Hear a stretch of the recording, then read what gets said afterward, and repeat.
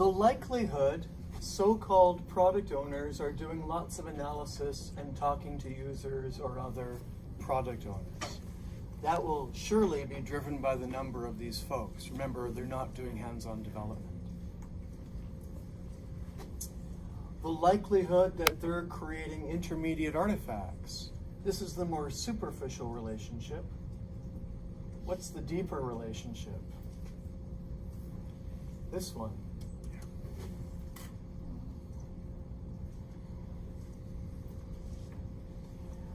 The wastes. Now, just flipping to the technique level of system modeling, I mentioned this yesterday. Notice this is a generalization. It has 9 specializations. Almost always better to be more granular because the dynamics are different, but we're already doing not 11 variables. And it is indeed definitional, for example, with respect to intermediate artifacts, because per definition, if you didn't know this, intermediate artifacts are one of the lean wastes.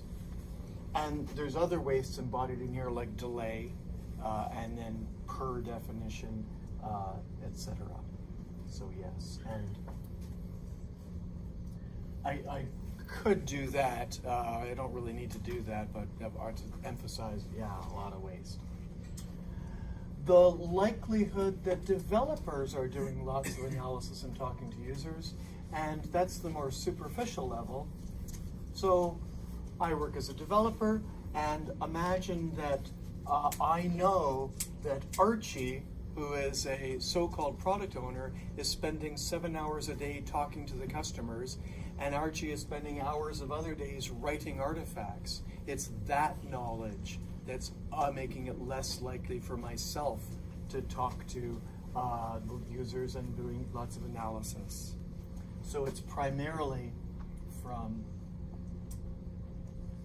this and this. And it's really both. They're slightly different stories. I know that Archie's talking to them, and I know that Archie's created the intermediate artifacts.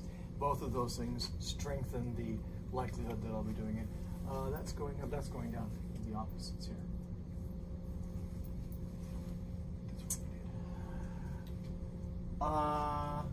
And so this one here, that's the more superficial level.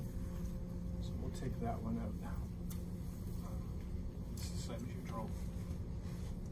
Pardon me? It was the same as the It's the red same one one you you drew. drew. Oh, I apologize.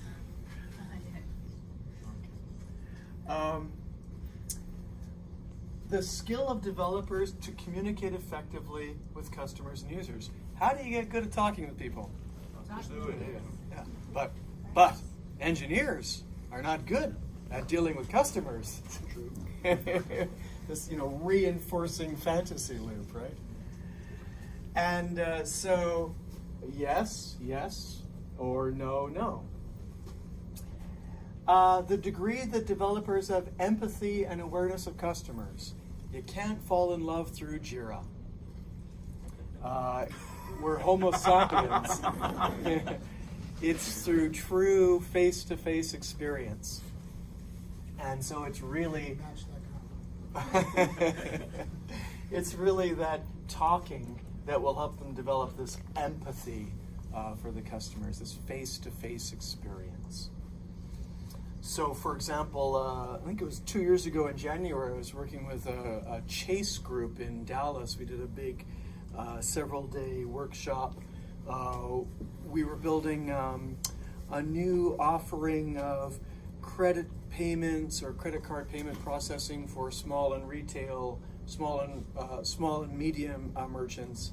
And so we started off this group with a whole bunch of the Chase developers and some of the Chase product management, and, key point, real merchants in the room having face-to-face conversations so the real developers can truly start to connect with real merchants. The degree that developers understand the business domain, that will come from sort of their awareness of the customers, and it will also come from the actual talking. And you could sort of make an argument there and an argument there. The degree that so-called product owners are a bottleneck, let me contrast that with this one, the degree the developers can independently make fine-grained decisions. So if they can do that, then these folks aren't a bottleneck. So the more that that's high, the more that that's low. So there's that kind of bottleneck.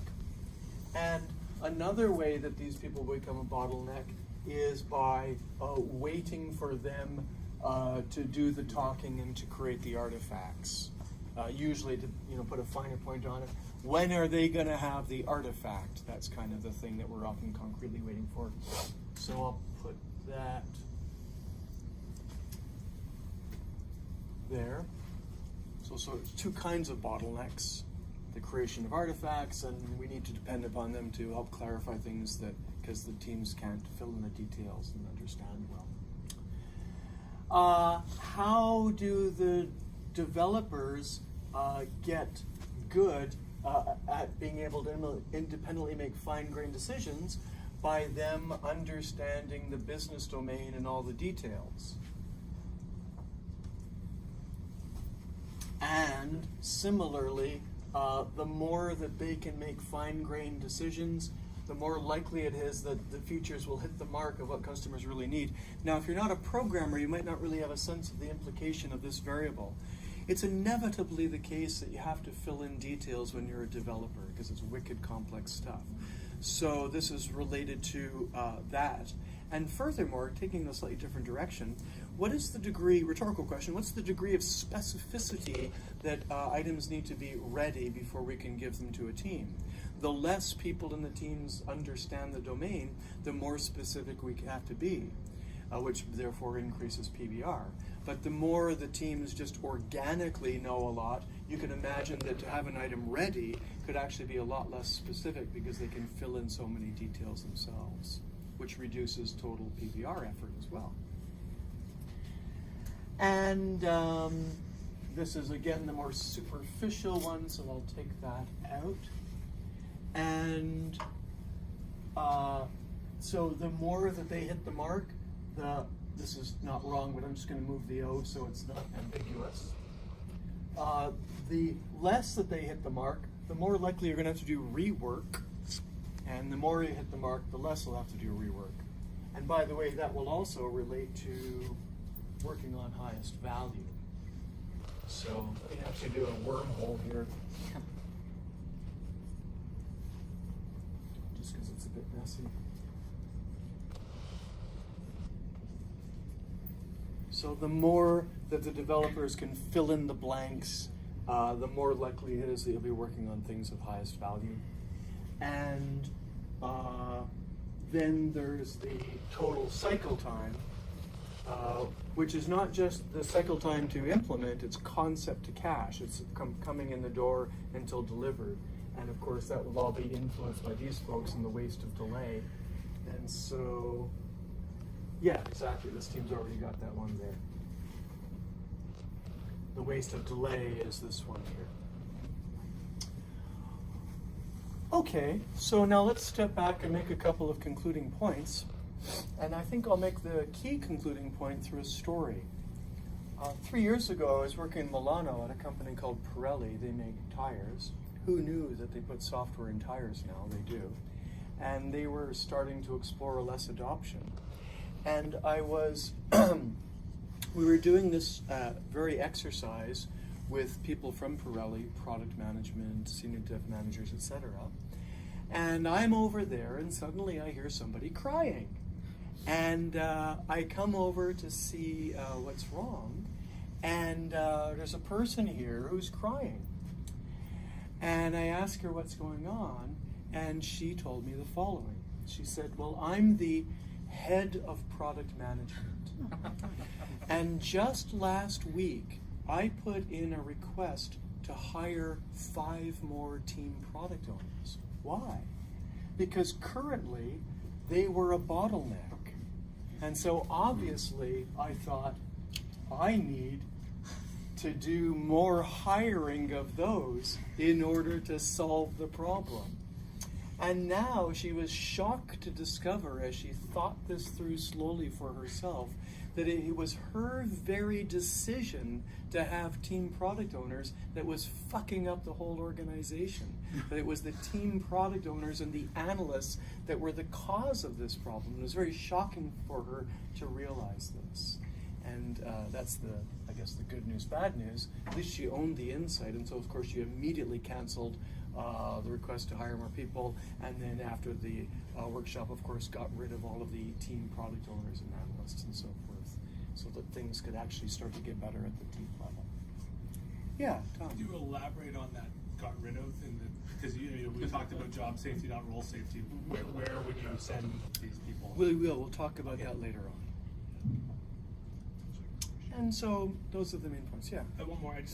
We probably don't need to draw these lines, but I feel like there's some sort of virtual cycles within 5, 6, 7, 8 that we haven't captured, where the more skill we have, the more talking we do, the more talking, the more skill, and so like there's some backwards positive cycles. I think there's that's probably the heart of the important one. And again, this is a good example of reinforcing loops can be virtuous or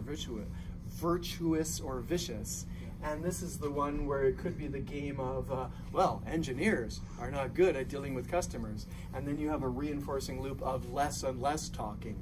Yeah, but there's also, the more we understand the business domain, the more skill we have, and so on. Yeah, we could add some lists, but yeah, good enough. Other questions, comments? Yes, Omar. So I'm not going to name the framework, but in other frameworks, every team has a product owner, which could be a business analyst. In other frameworks, those are agile frameworks. So this is a good example. Remember when we learned about the definition of systems thinking, and we learned the 8 ideas, and then we drew the diagram with the 8 icons? Do you remember that exercise at the end of day 1? Yeah. One of those points was systems thinking. The ability to analyze any system with systems thinking skills. And I made the point very briefly that then we can cut through the bullshit of marketing claims, and you can actually objectively reason about this. Because it's quite possible that people make up these frameworks who have actually no in-depth experience. They're kind of armchair methodologists. And they're wonderful like at talking with a senior executive and selling blah, blah, blah, but which is a very different thing than actually understanding what's really going on. But the deeper point is that I recommend for any framework, less, whatever, you just ignore whatever's on the box and strip it down to the metal and analyze it from first principles. Because you should assume that lots and lots of people don't know what they're doing. And what I'm trying to help you do here is that realize that you can figure out what you need to do. You don't have to depend upon anybody else. You don't have to depend upon me. You don't have to depend upon Les or anything. Like my sort of ideal case is that you didn't care about Les. My ideal case is that you didn't care about Craig, etc. But that you could become a learning organization and using these insights, create your own thing that is truly based upon deep insight. Going once, going twice. Okay, let's come back together.